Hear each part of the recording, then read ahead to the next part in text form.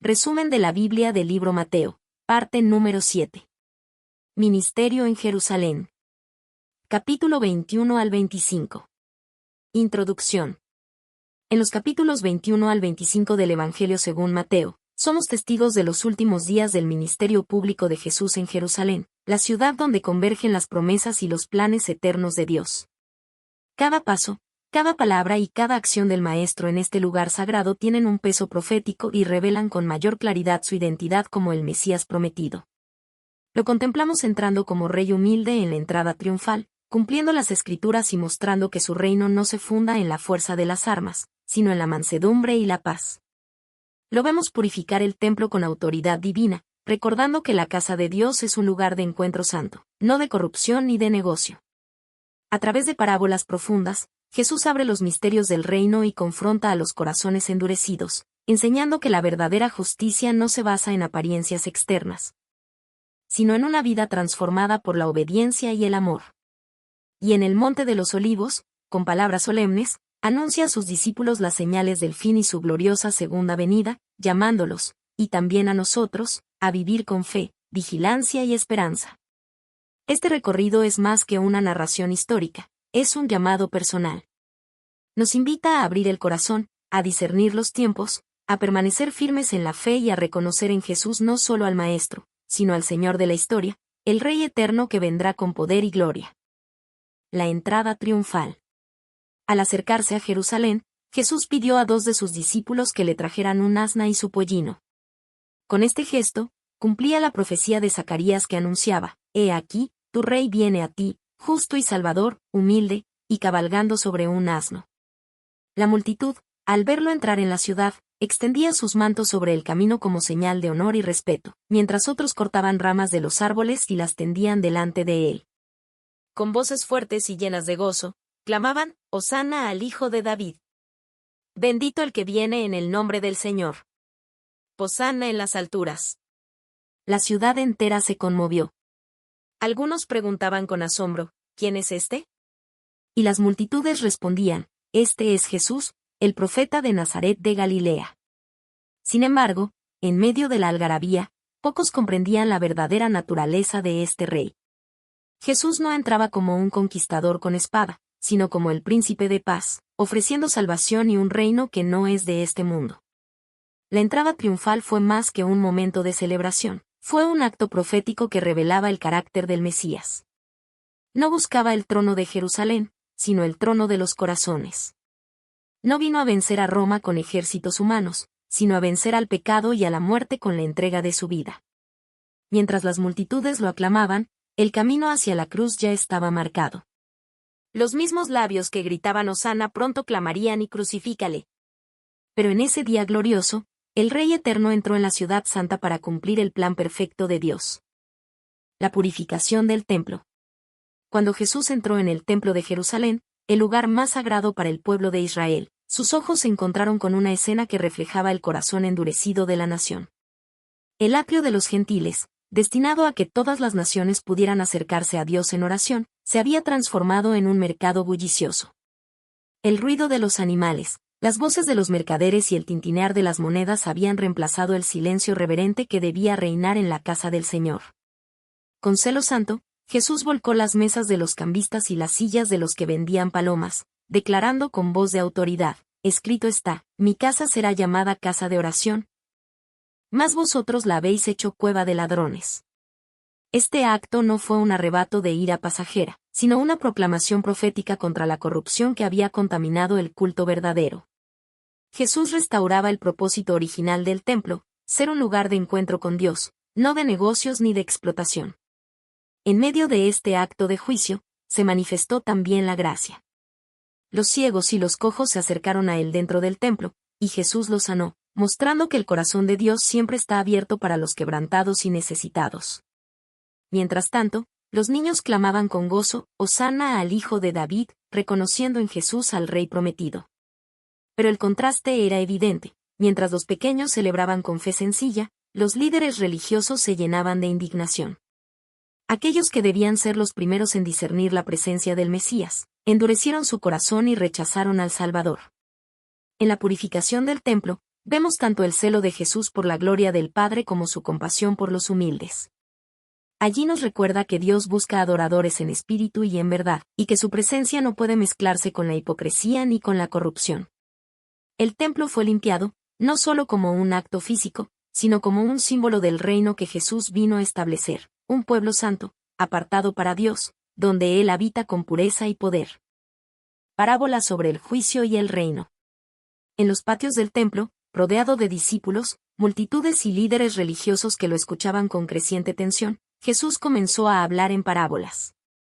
Cada una de ellas era más que una historia sencilla, eran flechas dirigidas al corazón, revelando la verdad del reino y llamando al arrepentimiento.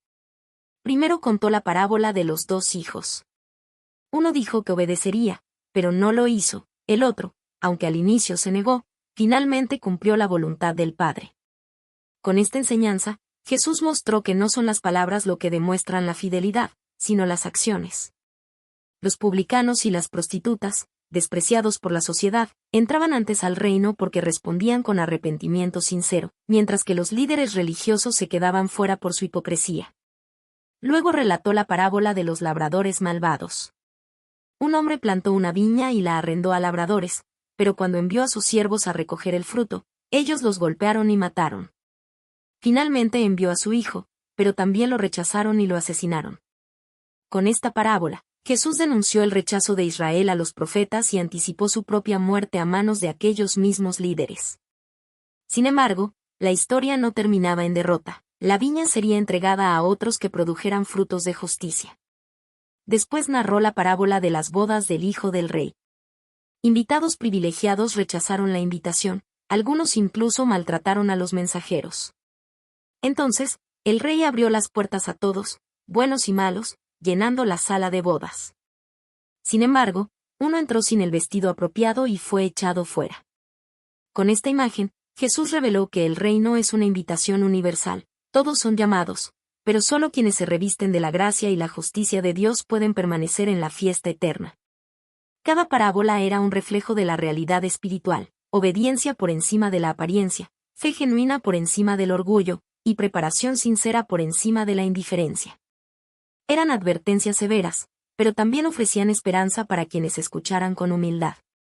El reino de los cielos no está reservado para una élite religiosa, sino para todo aquel que responde a la voz del Rey con fe, arrepentimiento y amor verdadero. Discurso del Monte de los Olivos. En el Monte de los Olivos, frente al templo que brillaba con majestad, Jesús abrió su corazón a sus discípulos y les habló de los tiempos venideros. Ellos, inquietos por sus palabras acerca de la destrucción del templo, le preguntaron, ¿cuándo serán estas cosas? ¿Y qué señal habrá de tu venida y del fin del siglo? Con solemnidad, Jesús les advirtió de falsos cristos que engañarían a muchos, de rumores de guerras, hambres, terremotos y persecuciones. Pero aclaró que todo esto sería apenas el principio de dolores. El mundo se llenaría de maldad y el amor de muchos se enfriaría, pero también aseguró que el que persevere hasta el fin, éste será salvo. En medio de esas advertencias, les dio una promesa luminosa: será predicado este evangelio del reino en todo el mundo, para testimonio a todas las naciones, y entonces vendrá el fin. Para enseñar la necesidad de vigilancia, narró la parábola de las 10 vírgenes, 5 prudentes que tenían aceite en sus lámparas, y 5 insensatas que se quedaron fuera de las bodas por no estar preparadas. Así ilustró que su venida sería repentina, y que solo quienes vivan en comunión constante con Dios estarán listos para recibir al esposo. Luego habló de la parábola de los talentos, mostrando que cada discípulo debe ser fiel administrador de lo que ha recibido.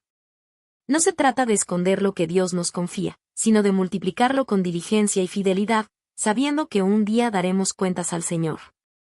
Finalmente, Jesús les mostró una visión del juicio final, el Hijo del Hombre sentado en su trono de gloria, separando a las ovejas de los cabritos. No serán los títulos, ni las apariencias, ni las palabras lo que determine el destino eterno, sino las obras nacidas del amor. Porque Él dirá: tuve hambre y me disteis de comer, tuve sed y me disteis de beber, fui forastero y me recogisteis. El servicio humilde y sincero hacia el prójimo será la evidencia de una fe genuina. Con estas palabras, Jesús dejó claro que su regreso será glorioso, inesperado y definitivo.